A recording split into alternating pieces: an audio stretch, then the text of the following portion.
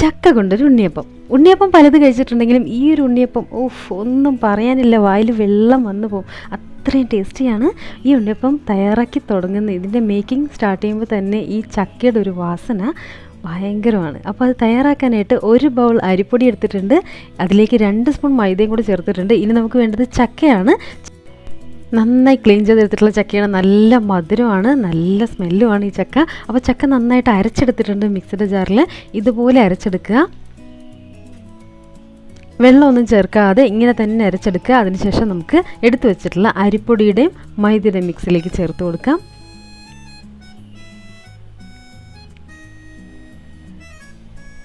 ഇനി ചേർക്കേണ്ടത് ഏലക്കപ്പൊടിയാണ്. അപ്പോൾ കുറച്ച് വെള്ളം വെച്ച് ചൂടാകുമ്പോൾ അതിലേക്ക് ആവശ്യത്തിന് ശർക്കര കൂടി ചേർത്ത് കൊടുക്കാം. ശർക്കര പാനി ആദ്യം തയ്യാറാക്കി എടുക്കണം. ഇതൊന്ന് മെൽറ്റായി കഴിയുമ്പോൾ നമുക്കൊന്ന് അരിച്ചെടുക്കാം. എന്തെങ്കിലും കരടൊക്കെ ഉണ്ടെങ്കിൽ അതൊക്കെ ഒന്ന് മാറ്റിയതിന് ശേഷം നമുക്ക് പാനി മാത്രമായിട്ട് റെഡിയാക്കി എടുക്കണം. ഇനി ചെയ്യേണ്ടത് തേങ്ങ വറുത്തെടുക്കുകയാണ്. അതിനായിട്ട് കുറച്ച് നെയ്യ് ഒരു പാനിലേക്ക് ഇട്ട് കൊടുക്കുക. നെയ്യ് ഒന്ന് മെൽറ്റായി കഴിയുമ്പോൾ നമുക്ക് തേങ്ങയുടെ കൊത്ത് ചെറുതായിട്ട് കട്ട് ചെയ്ത് വെച്ചത് ഇതിലോട്ട് ചേർത്ത് കൊടുക്കുക. ഇനി ഇത് ബ്രൗൺ കളറാവുന്നത് വരെ ഫ്രൈ ചെയ്തെടുക്കുക. എന്തൊരു മണമല്ലേ ഈ ഒരു സമയത്ത്. എന്നിട്ട് ഇത് കൂടി നമ്മുടെ ചക്കയുടെയും അരിപ്പൊടിയുടെയും ഏലക്കയുടെയും മിക്സിലേക്ക് ചേർത്ത് കൊടുക്കുക. ഇനി ചേർക്കേണ്ടത് ശർക്കര പാനിയാക്കി വെച്ചതാണ്, അതുകൂടി ചേർത്ത് നന്നായിട്ടിത് മിക്സ് ചെയ്തെടുക്കുക.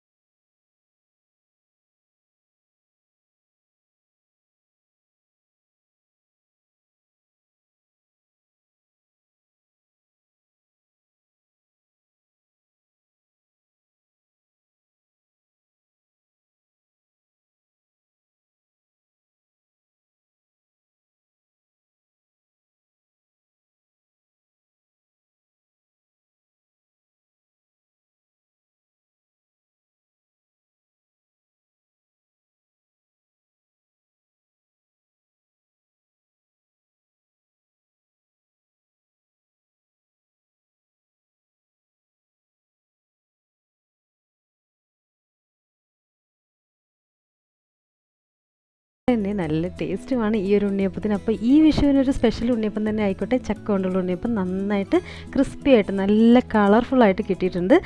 എല്ലാവരും ട്രൈ ചെയ്ത് നോക്കുക ചക്ക കൊണ്ടുള്ള ഉണ്ണിയപ്പം.